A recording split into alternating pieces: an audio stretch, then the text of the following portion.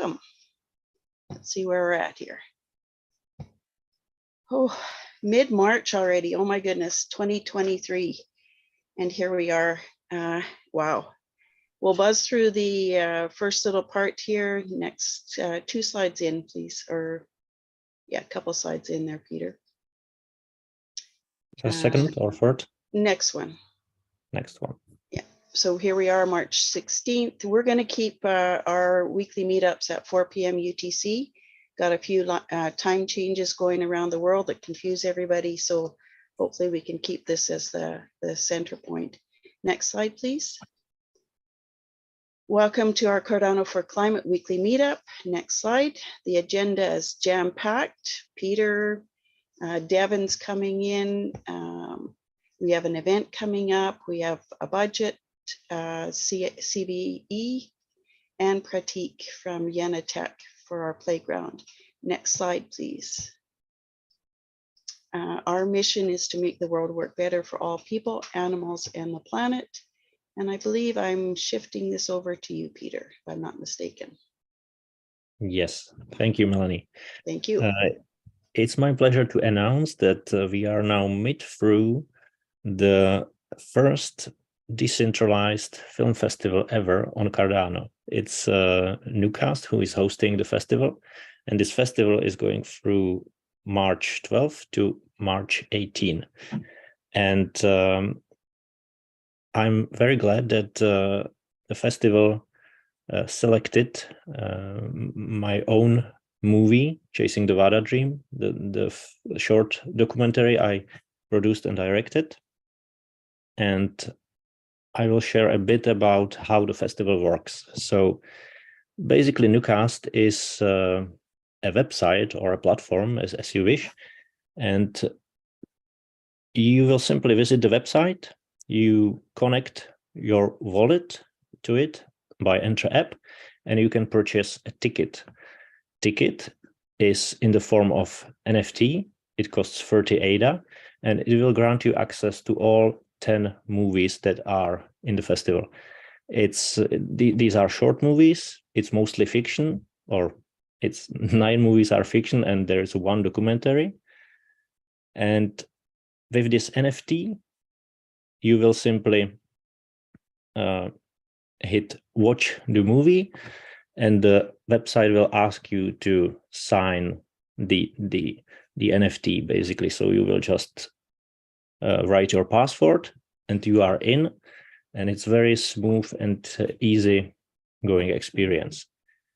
What else Nucast is doing is that they are putting the power to the users' hands, let's say, because it's a festival that has 1 award. We can call it audience award or award for the best movie. And it works very similarly like in Project Catalyst, where they have a snapshot, and snapshot is actually tomorrow. And everybody who holds the NFT ticket has a chance to vote for the best movie. So it's one vote is 1 ticket. Yeah, and that's pretty much it. That's very simple and smooth experience. If you are interested, you can log in as I described, and you can watch this movie, which is about our dear friends from Wada. It's really about the very first steps of Wada, how it was created, how it was born, really the basics. And it also explains the mechanics behind Project Catalyst. So with that said, I think it's over to you, Melanie, or Devin. Kevin. Hey guys, thanks for inviting me. Pleasure to be here. My name is Devin. I run Yoon Stake Pool, and I'm from Climate Neutral Cardano. So this NFT series was simply a mechanism for us to record on the blockchain the data that indicates the progress of our Madagascar project. And the reason why we decided to do this is because the first project, Cardano Forest, we raised a lot of ADA, we planted a lot of trees, but it was incredibly difficult to get the kind of transparency that we wanted. We couldn't get pictures of tree planting on the ground. We couldn't get survivability reports. We couldn't get information from who was actually benefiting and the GPS coordinates, the locations and things, because we were partnering with Veritree, who was partnering with Eden Reforestation projects. And so our second project, this Madagascar project, we decided to be much more hands-on and build it ourselves, work directly with the NGO in Madagascar. And so we have NFTs at the end of the ISPO that are art NFTs from our partner NFT producers. And those are the sort of value incentive for people to claim CNC tokens along the way. But these milestone NFTs, they take images that are hand-drawn of the plants that we're planting in the project and one endangered species from the region. And so we have metadata for these NFTs that reflects milestones every month throughout the project. And that's essentially it. We've got the different ISPO pools. We've got number of hours worked by the NGO and their farmer partners. We've got different statistics like that. And you can go on the website, the CNC website, and see actual pictures of what they're doing, the pots that they make out of sawn bamboo, the gardening, the vegetable gardening and making of compost. And so it's our way of trying to achieve maximum transparency for the project, both on the website and on the blockchain as well. Thanks, Devin. Peter, can you just back up one slide? You mentioned these NFTs. I went and bought some, 6 ADA each, absolutely amazing. There's the images, hard to see, but please support this project. 2 slides down, please, Peter. On this one, actually, this one gives the coordinates of the site, the GPS coordinates of the site. So I go into Google Earth and I look this up. Unfortunately, the image is from 8/4/2019. So there must be newer images that a person can actually see. Next slide, please, Peter. But this is cool. We can actually spot and see where this work is doing, and it helps us confirm this. When I bought this and I saw that information on that NFT, it's like it blows my mind what you guys have been able to do with this. So I just want to say thank you for this work. I'm so happy and so proud to be 18 ADA into it and staking with you guys as well. So thank you. I'll just say 2 quick things. One, the claim fee goes to Anvil. That's their cost for running the portal, so that those 6 ADA funds don't go towards us. The funds for the project are donated by the stake pool owners. But the other thing is your image there from Google Earth from 2019, it's very different now. There has been a huge amount of deforestation around our site since 2019. And you can see that on our website too. You can see video. We sent them a drone, we sent them iPhones. And so they're using our drone to take aerial video of the region. You can see that on our website. It almost seems like when they told us that they were going to stop clear cutting, that it sped up. When there was this goal to stop it by 2013 or 30, it sped up. It sped up around me, and this is, you see it there on Madagascar. What's green left, and in 3-4 years, a lot of clear cutting can happen. So let's get some current issues, and then it also shows why this is so important. Yeah, our whole project is trying to teach the farmers a way that they can have an alternative to clear cutting and still get more income and more food security. Perfect. Fantastic. Thank you so much for being here, Devin. My pleasure. Yoram, we're going to be passing it on to you, and I hope that CNC will actually present at this upcoming event and share this with a wider community. Yes, thank you for the amazing work, Devin, that you're doing. Yeah, so another initiative coming up is basically to have, exactly for what we actually heard also from Devin, to have a monthly event from the different impact communities, projects working on Cardano, not only on Catalyst, but working in general on Cardano.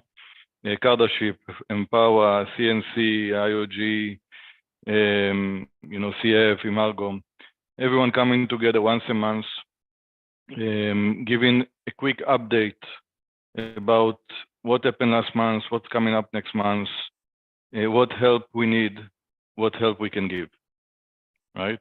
I think that's really kind of the idea. And the idea is to connect everyone together, to synchronize and create collaborations.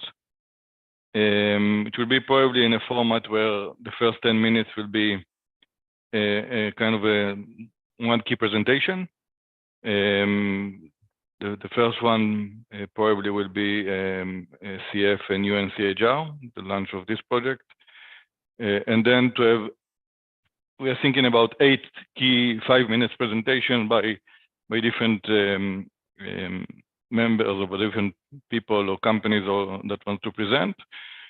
We'll have a centralized deck where everyone can add info, one slide about them, and then in the slide also how they can help, what they need, also updated on a monthly basis. Yeah, so that's really the idea.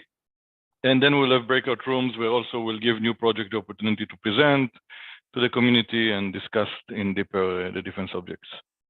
Yeah, so that's coming up soon. We are going to have a working group tomorrow working on that. I think it's 3 p.m. UTC, or what time we said?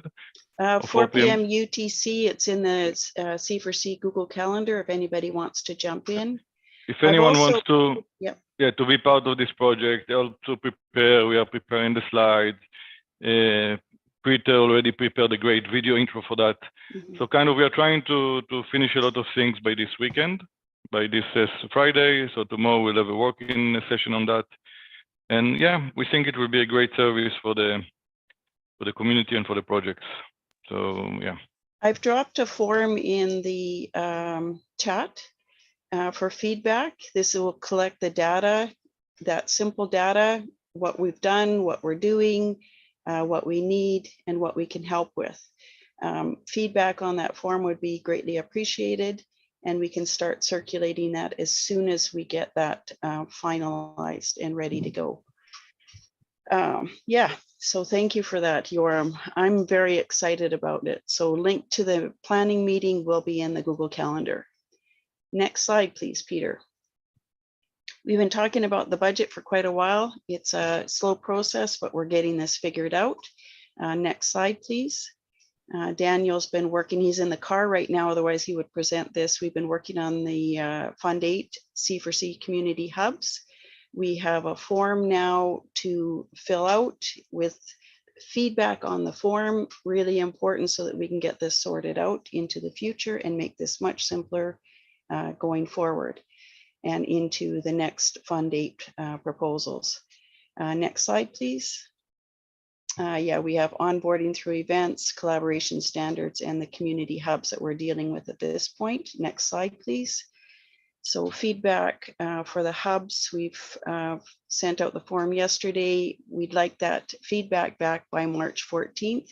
If you haven't been part of C4C from mid-March 2022 to end of June 2022, you're still welcome to take this and give us feedback. Make a copy for yourself, do a sheet, and I'm sorry, it probably doesn't make any sense to anybody that's not here, but I'll drop the spreadsheet in the chat. You're welcome to copy a sheet, play with it, and then give us some feedback on what would work for going forward. Next slide, please. So if you're somebody who worked in C4C, you can just click on that again.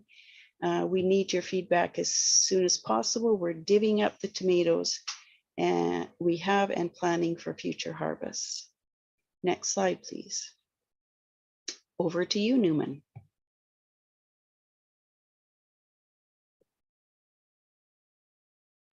We definitely have to be on the ball here, right? Oh yeah, You could be called on at any moment. I like it. Depending I on like how it. fast we go through. There you go, Newman. Sure. The special voting event. This is a special voting event. I don't know, if show of hands, does anyone know about this in Catalyst? It's it kind of has been, it sort of snuck by me. It was in the Essential Cardano 360 YouTube channel, which I guess it's the Cardano Foundation. I don't know if it's IOG or Cardano Foundation, but one of the YouTube channels. And Harris described it in this video. It basically stands for SVE, Special Voting Event. It's a vote outside of the typical Catalyst funding cycle.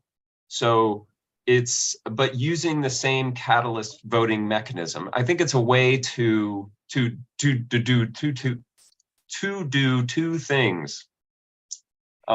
One is to test out new mechanisms, test out the tooling, and then two, to gather information from the community. He says in there to represent the voice of the community and to define what's going on in Fund 10. And we're all very anxiously waiting for Fund 10, and so it's sort of become important. The more information, that's really all the information that we have about it. More information is coming soon, and they say in the coming weeks. So how can you get ready? You can make sure that you are registered to vote, that you've downloaded. There's an app for on the Apple App Store and on the Google Play Store. You get a QR and a PIN code. If you've never voted before, there's some instructions on how to do it. We're expecting that there'll be a snapshot time, and then you can go through the voting process. You do need this PIN code and QR. So that's about it. There are some interesting questions, because in Fund 10 we're going to use this DREP thing, and they've got a D app, so not going through the mobile app. So there's changes on the horizons with voting and Project Catalyst. Stay tuned for more information. Yeah, the more detailed information will be at the Project Catalyst Town Hall coming up at the top of the hour. We'll keep you updated with the, what's that called? The Coles notes, the short version, and make sure that our community's aware of what's going on. Yeah. Thanks, Newman. You're welcome. Next slide, please. Okay, so we've changed our Wednesday meetups. We've got about a half hour of catching up, updates. You're welcome. If you've got something important, a 3-minute or 5-minute, you're welcome to add this to this part of the presentation. And then we allow a good almost a half hour for somebody to fully get into a presentation. We have a link in Miro board to sign up for this. Next slide, please. As far as meetings are concerned, we have it in the Google Calendar. All our meetings should be up to date at this point. If they aren't, please let somebody know and we can update those. Next slide, please. Last week, we had Aaron come with consents, this really cool way to reach consent on documents and work through that. We're going to help him be a test case and improve that platform. Next slide, please. Next week, we have DAOs and Communities of Impact with Logan, who just signed up. We'll find out more about that and look forward to that. And then this week, we have Prateek from Yenna Tech. And I want to just hand it over to you because we actually have a few extra minutes. So thank you so much for joining us and welcome. Hello, everybody. Am I sounding good? Sound is good. Do you need All to good. share slides? Yes, I will go ahead with that right now. Okay, perfect. May I ask what time it is there? It's 10 p.m. 10 p.m. So late. Thank you for joining us at this terrible hour. Oh, that's all right. It's a very good weather out here right now. Like we did have hailstorm this morning, but like the weather is around like 4 degrees or something, very chilly.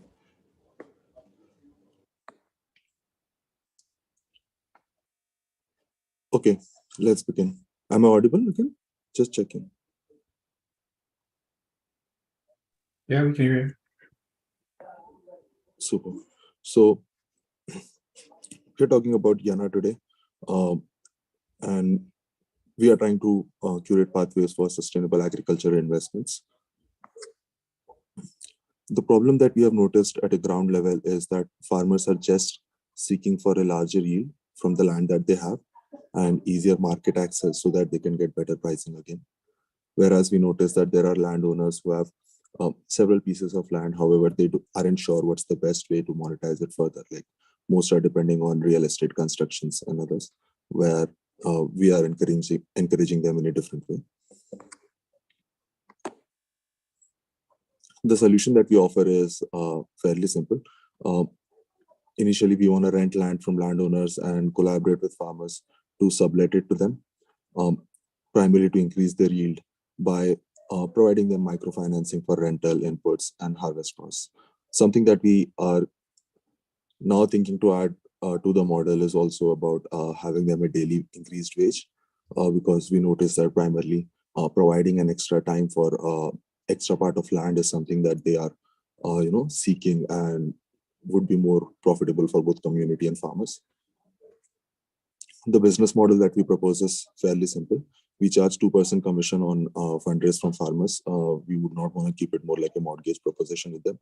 And the returns for investors come from the sale of the produce. That is between 3 to 5% commission is what we charge, and investors get about 20 to 25% for a harvest basis. Whereas if there are different businesses looking to use our technology as a service, then we charge them somewhere between 5% equity to 5% profit share, depending on what stage they are at and how they want to use this part of, let's say,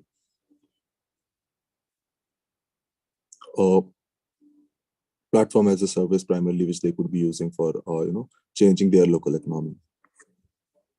Anybody can be a contributor and use the technology. Primarily, all they have to do is buy 5 of these common membership passes and get the legendary membership, which is the highest tier one, where we share 5% profit share on any deals that any community member is fixing for us, and a certain amount of tokens that they could be using to vote for different propositions that are coming in.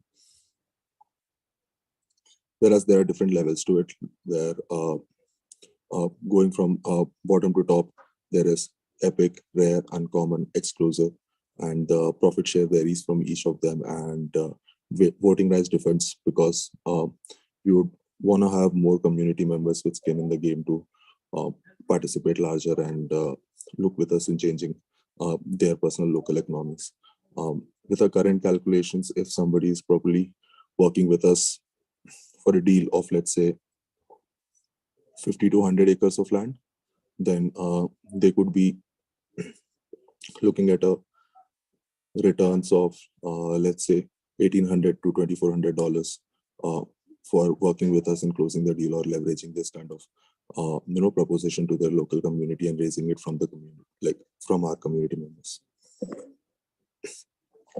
And this is our stakeholder structure, where we have landowners, farmers, buyers of the crops, advisors to them for regenerative agriculture practices, and each of them work with us in consulting and market linkages to create a better community. We have about 410 of these membership souls, of which there are 50 legendary contributors, and 5 of them are actively working on using the technology in different spaces. Some have even been selected by different blockchain companies like Celo and Near for building on them. And this is our team, where Arvind is our creative director. Cameron is more of a venture partner and founder of start some good community, where Yunada is our Chief Financial Officer. She's also a professor from a university in Albania. Manuel is our risk advisor, where he's working on different things. Whereas Amina is our impact analyst. She's working in parallel with Government of Azerbaijan for blockchain-based implementations, and especially on agriculture field, and that helps us with a large set of database that we are working on, looking at finding the best buyers or best kind of a solution that farmers could be implementing as a natural farming or a reforestation solution. Whereas Varunji is our corporate attorney. All these organizations that you see here are directly or indirectly related to our team members, and most of them are founders for these organizations, and they help us grow within the network. And that's about it. You can always contact me at Prateek@yenna.tech or write me on Telegram at Pichidama.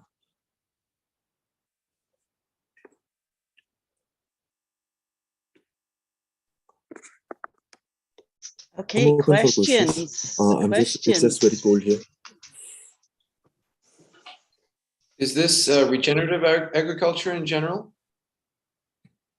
In general, technology could be used in many ways, but we would not like to offer this to anybody who is thinking of using it otherwise. We want this membership as a way for different community members with right intent to use the technology. So it stays open sourced for anybody within who is having a legendary membership to join our Discord repo and work with us in building in different branches. But we do not want to keep it widely available, because agriculture could, has a lot of impact in different countries. Most of them are, let's say, the voting category for every nation, and people would want to use it in different ways. Hence, we limit it. So the but way we encourage government collaborations. We ourselves are in the process of it. I'm sorry, Melanie, please. Sorry, the way I see this is it's a funding model. Is that correct? More than boots on the ground impact. You've got a lot of your organization is helping figure out how to raise the funds. How do we see and verify that the work is actually getting done on the ground? You saw the CNC Ala token, and we're showing different ways. How are we? Because we've seen this lately, where things fall apart because they're scammy, and carbon tokens are sold over and over. How do we increase trust in this situation? How do we know this is Very real? Good question. So every time, let's say, a landowner or a group of farmer producer organization is trying to sign up on our website with certain size of land that they have for production, and that would generate the equal number of tokens for them, let's say equivalent to per square meter for 10 hectares of land. And now what will really happen is, at the back end, there are 4 different stages of verification that we have set up to put up data on chain that is verifiable. Let's say stage 1, we do a personal KYC for them and verify that a client is legitimate in terms of person. The next stage would be evaluation, where we verify the value of the land, and the total number of tokens are valued with the value of land for each square meter, on addition to the fractional value of overlying lands. So that's how the value of it is calculated. That's our own thesis of, let's say, evaluating every proposition that is put up to our clients or investor base, and making sure that it is verified at a ground level. The next stage would be securitization, because we have fractional value of overlying assets and fractional pieces of lands that we are measuring. So getting them in addition gets us the total valuation. The investment thesis is a little different. Before storing the original land document in a vault, like a physical vault, we would also ensure that the investment thesis of this project is verified, and that would be done by calculating, let's say, operational costs, material costs, and transport costs that are required for making sure that such a proposition is valuable. Always our approach is finding the buyers first for a particular produce, or checking the import-export stats, and doing a soil test to primarily ensure that this process is done streamlined. Like I personally right now I am in Himachal Pradesh, in this village called Palampur. Now there are different farmers growing tea here. Some are wanting to grow different flowers because essential oils is becoming a good market. Another thing is the spice that's growing here because of the altitude high. And so these are different things that I'm looking at, and also looking at how the daily wage of these farmers can be increased. So not just that there are verifiable documents when we present it to the community for investment, but also we have some boots on ground. That's why the technology is available for folks to use in different regions, because if somebody's doing it, then they really need to have boots on ground.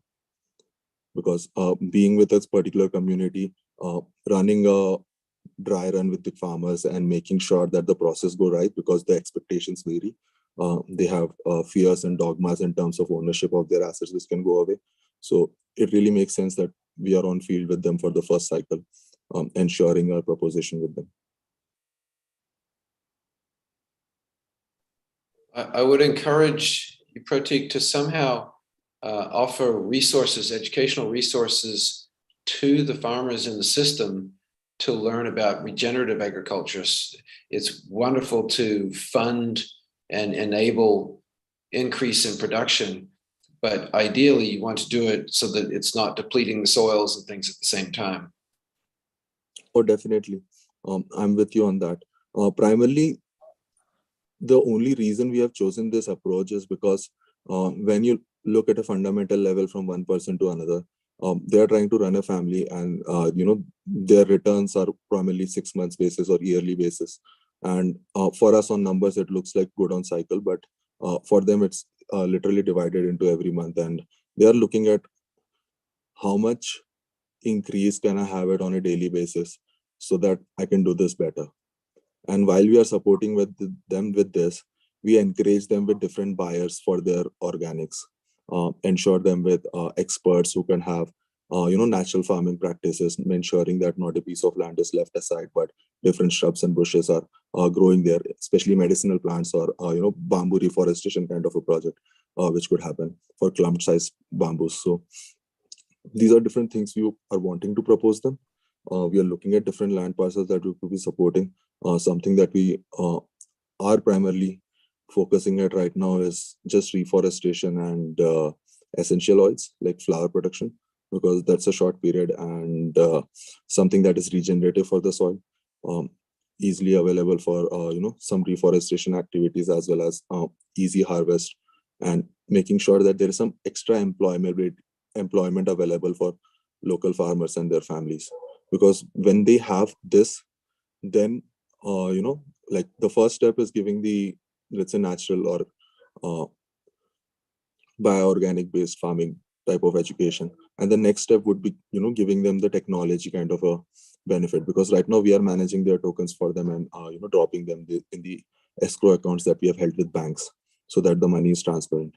But once they have an idea about, they actually have a donut size of an economy which they could be using for different activities, which could be fairly commercial in local development in terms of different products that they can come out of each regions, districts, then it would have a large scale impact. But right now we are keeping it simpler because we want to build the initial trust with them in terms of a transaction and bringing value to them, while not bending them too much, but as much limited we can in terms of, let's say, bringing out a different model. Yeah, one of the things that I won't say anything else, but one of the things we observe in Madagascar that's particularly tragic is the first 3 years post deforestation, the farmers, they start planting, they start growing crop, but there's massive loss of topsoil due to erosion and heavy rain and exposure to sun and UV. And so water retention is one of the first things we try and establish, water retention systems, so that all the topsoil just run away in the first 3 years of farming.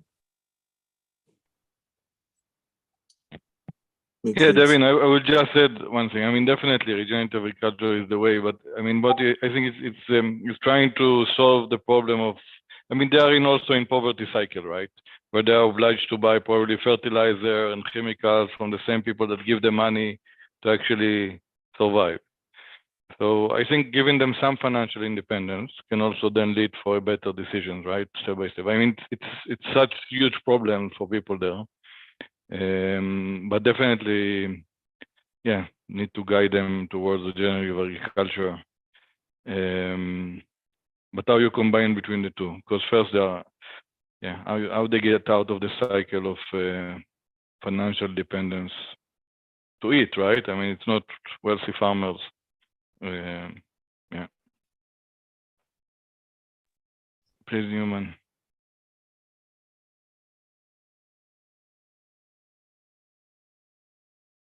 You're on mute. Newman.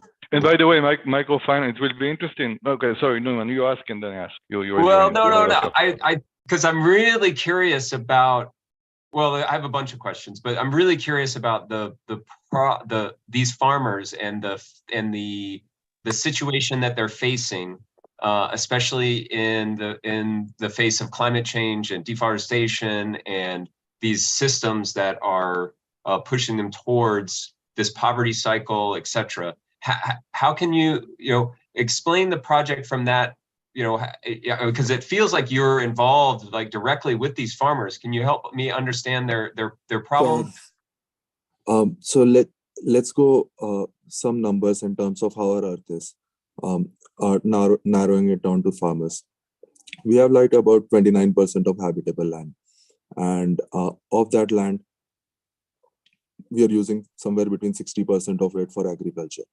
In this agriculture, you'd be surprised, we are producing 70% meat, some places 75% also, and the rest is 25% is edible crops. Now, of these, if you check our nutrient content, 82% of our nutrients are coming from this, 30% of edible crops that we are growing, and just very little is coming from the meat. And while it is considered nutritious. And on the other side, when we are looking at farmers here, especially in the north where I am right now, they have a term called dehadi. Dehadi is daily wage. And every time when something is being offered to them, between these, there are only 20% smallholder farmers who have small parcels of land of their own. Let's say 1/8 of an acre, or 1/4 of an acre, that sort of a picture. So we are trying to get them a little more because they are very in small bunch. Now the surprising fact is we have a large population. Most of them are doing farming, but what are they doing really? They are working as daily wages for these large landholders, and it's a very tight knit that is there on ground in terms of how these people are dependent on somebody else for their basics, while they could just have more. Like there are places where they could go and acquire land and do farming, or work with different organizations who are supporting them better. They don't have an idea about it, and most of their children are moving out of it because it does not seem as profitable. So how we are looking at it at an angle is every time going local, seeing what are the different type of crops that could be grown within the region, and what kind of different products that can happen and come out of it, and which are different organizations who are doing it. So connecting these dots are important for us, because then we know what we want to market, to which community we want to market, and how to spread its scale to meet the demand that we are growing or wanting to grow. So in this angle, we are looking at these pieces. Sorry, Bruno, you had a question. Did you still have a question? And then Miguel? I'll let Miguel go first. I know he had one before me as well. Okay, good. Miguel, you're up.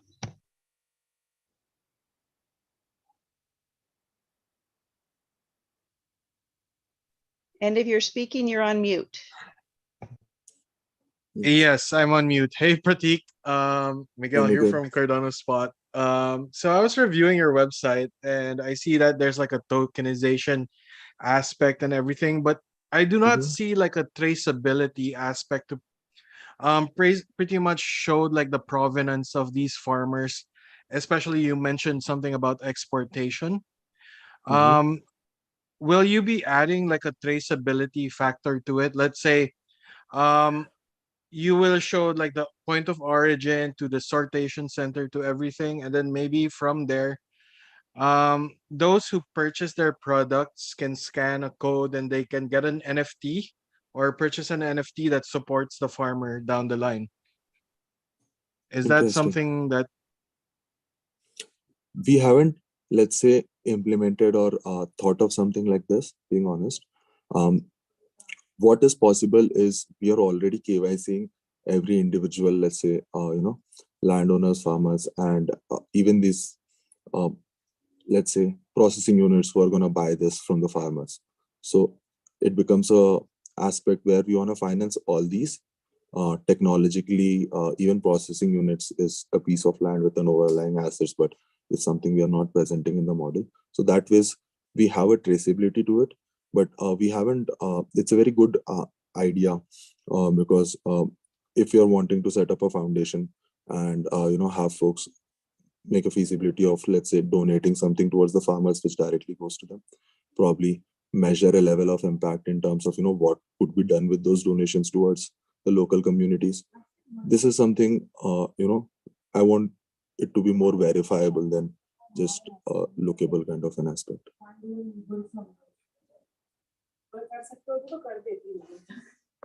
Thank you.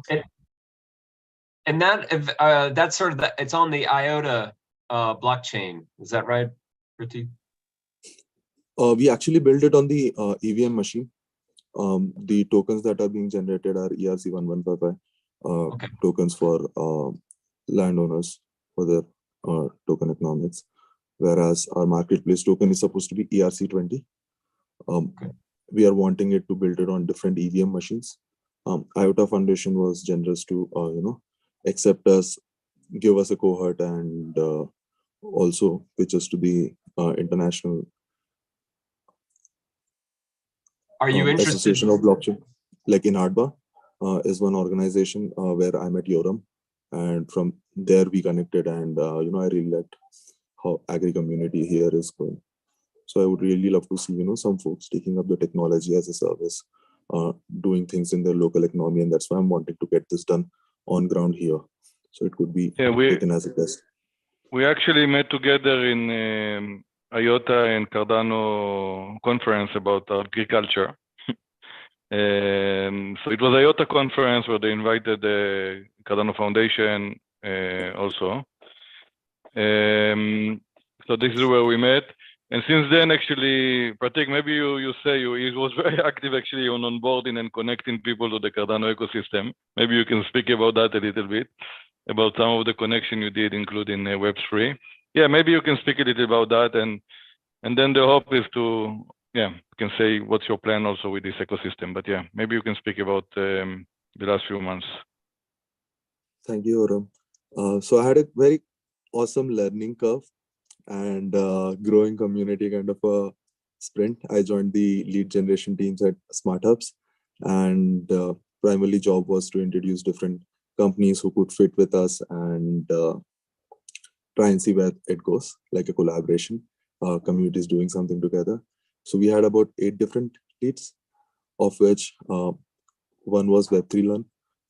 That was a massive success for us, where we had about 80 different participants for the event that we had, primarily introducing Cardano ecosystem to the Hyderabad community, like the blockchain community in Hyderabad. And a lot of folks reached out, are interested about it, wanting to set up a, let's say, local community and talk about how they can work and build on things. Kiran is leading Web3 Learn. He's speaking to us, Yoram, Lucas also, in terms of building different courses and models which could be presented out to, let's say, developers, as well as interesting projects who could hire them as team members because they're already skilled, learning different courses and project management expertise and stuff like that. So that was a big Yeah, success. the event was a month ago, a few weeks ago, also with Cardano Foundation presenting the technology, and Lucas from Gimbal Labs and B45B. Yeah, and I presented the catalysts and Cardano4Climate and catalyst part. Also, we are wanting to bring some projects from IOTA Foundation towards our grant cycle. Some are which are more agriculture driven and could be useful within our community. Whereas 4 of the other connects are applying for grant and are also climate based. Some are in carbon credits, which is happening in India, and the other ones are reforestation projects. Let's say bioorganic manufacturer and stuff. Different things. It was very interesting. I also learned how to manage, let's say, bounties in my own community while I was working with Yoram on this one, and a structure in terms of how, let's say, we should be pursuing farmers as a whole and getting all these data sets on DWork. So that's happening. So if anybody wants to, work on a regenerative side of it or require certain data sets that are happening here, I can fairly get them. We could look into that. Yeah, and one also interesting side thing that he started to create kind of the connection between IOTA and Cardano as well. Yeah, we didn't continue that finally, but we were thinking how we can do an impact event together or something like that. Yeah, that was also interesting. Yeah, but let's go back to the farming or agriculture. I have a question. How do you compare what you do with microfinance? I mean, if microfinance is strong in India or the region you are activated in, and how do you compare that with microfinance initiatives? I would say we are very similar to them. In fact, within the same competitive space, and there are different NGOs and cooperatives who are in the process. We are reaching out to them and trying to work with them and see how we can collaborate with them as well, because then it could be a larger ecosystem. And we definitely see it as microfinance or crowdfunding, because folks would be investing somewhere between, let's say, $50 to $1,000 or so, like majority of them. So that's the bucket we are looking at, and wanting to get at least 3 years or 8 years of lease with these farmers, so that we can really work towards creating a different kind of an ecosystem or landscape. Yeah, so I think actually, you are creating a much shorter microfinance actually flow, right? Microfinance goes, it goes quite far from the pension fund until the ground of 5-6 intermediates, and you are creating more direct one. And maybe here one advantage that you can have, as people mentioned, is actually the traceability and transparency of impact. Because even microfinance, big one, they don't know actually what's happening on the ground, but you are closer to the ground. Yeah. Anush, please.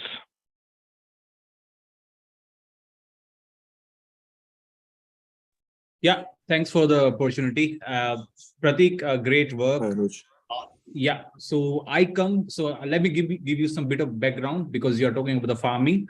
So I come from the farming background. My father was a farmer, and during my childhood, I grew up in the region that is Western UP. So Western UP, Haryana, and Punjab. This is the green, one of the green patches in the Indian origin. And here, farmers, they are so adamant, even for the development. My land comes under Delhi NCR. That is the National Capital Region. And if you see the radius of the Delhi National Capital Region, around 50 kilometers across, and my place is just 30 kilometers away from Delhi. But still, we are doing agriculture over there. We are not giving away our lands for the factories or any other purposes. We are still growing sugarcane, wheat, and other sort of crops. But when it comes to rope in all these farmers for the new initiative, even though for organic farming, they are not willing to do that. Why? Because organic farming is not giving them right away cash. They need instant. That's why they grow cash crops like sugarcane or wheat. And when I started, like when I was in university, I tried to convince farmers just to adopt and start harvesting some sort of organic farming for your passive income that will give you more in future. But they denied. They said we can't maintain organic farming. But I'm just wondering how you are convincing these farmers to give away their fraction, like a part of their land. And like I know mostly these guys, whether they are going for informal financing, that means they are approaching those guys who are very rich and giving them some sort of finance, but at the higher rate if we compare to cooperative banks. And the second medium is again the formal one, that is Kishan credit card. This is a credit line for farmers from the government. So how are you convincing them for these projects? I just would to love know that. Prateek, before you answer, I just want to finish up. We're at 5 minutes to the top of the hour. Project Catalyst Town Hall starts in 5 minutes. Anybody that needs to drop off, you're welcome to do that. And I just want to thank you from Cardano4Climate for attending our weekly meetups. Devin, thank you for sharing. Each one of you is so absolutely important to this community. So just thank you, Peter, as well. Videos, all this, Newman, oh my goodness. This could take a half hour just to thank people for being here. So we'll carry on the conversation, but if you feel you have to drop off, I've dropped the link in the chat here for the registration to the town hall. I'm here for the next 34 minutes. Okay, so Prateek, sorry, I've interrupted the question, and hopefully you'll be able to do that, answer that. No worries. Thank you, Melanie. Primarily, Punjab, and honestly, I would agree with you on this, that Punjab, Ludhiana, Haryana, UP, all these are very adamant places. In fact, the process that happens there is very strict and orthodox. Some places that I like to, work this out as a test project would be somewhere in Dharamshala, Palampur, this side of like the Tibetan part of the Indian mountains. That is one place where I'm looking at, because people are progressive. Like the Dalai Lama culture is little kind of strong here, along with locals. So there is a vibrant crowd, community, different communities working on natural farming. And the only problem that I face here is increasing their daily wage. That's the first thing that we want to look at, because they're not going to listen to big promises unless and until we deliver them something very little. It's going to happen over a period of time, where we create trust relationships with them, where they're ready to take a risk of, a percentage share of the deals that we are proposing them. So at an initial level, it would be very like, basic stuff, like increasing their basic livelihood conditions and getting them at market prices, giving them incentives from sale of the produce. That kind of fits in. Thanks. Let's connect some other day. So I'll be catching up with you. So because everyone is running for the next meeting. So yeah, see you soon. Thank you. Prateek, can you drop your contact information in the chat as well? I've put your Telegram handle, but maybe there's something else, some other way. And do you also have a link to your slides? Is that something you can share with us? Yes. Shall I share it with you in next 5 minutes over an email please. Or something? Yes. Any other questions? Let's see what's in the chat. Am I missing anything in the chat? Here we go. I'll just mention. First of all, no, please, sir. Please, Devin. I'll just, Anush's point about how do you on-ramp farmers for the transition period pre-harvest is a good one. And for our project, much of the funds that we raise and donate actually go to paying the landowners and the farmers specifically for that period. So they can stop what they've been doing. If they're working for someone else, they can immediately get a wage that is a living wage from our project, so that they can be employing these processes on their own land. And that gets them through that initial period where there's no income. And it incentivizes other nearby landowners who see that transition process to say, I could do that with my land. And the other component that we really love is that a lot of the farmers in Madagascar are sending their children, they're not sending their children to school because they want them working in the fields, growing rice or corn. And so we have an educational component that encourages the farmers to have their kids get an education, but also the children get a small plot of land that is their own to practice the same principles on, so that they have some sense of ownership and they learn the same techniques, composting and soil regeneration and cover crops and permaculture and things on their little stake of land, which is targeting, the next generation, so that this can go on after the implementation of the project has ended, and ideally after the Curating Ala NGO has moved on to other locations, this can continue on its own. The only way we tackle it is by offering them increased daily wage and telling them that you're going to follow the practices that we tell you to and not the ones that you want. And if the crop goes to crap, it's still our headache because we are giving you an extra daily wage, and that's the part of the job to be done.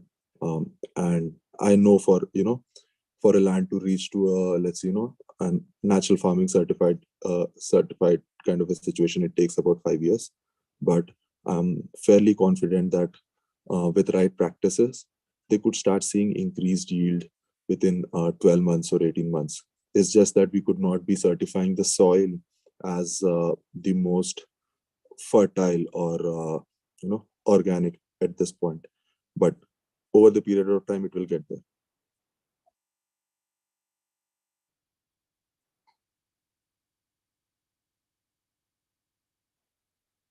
I would love to connect with you offline to discuss a few more of the things that you're working there. It would be interesting.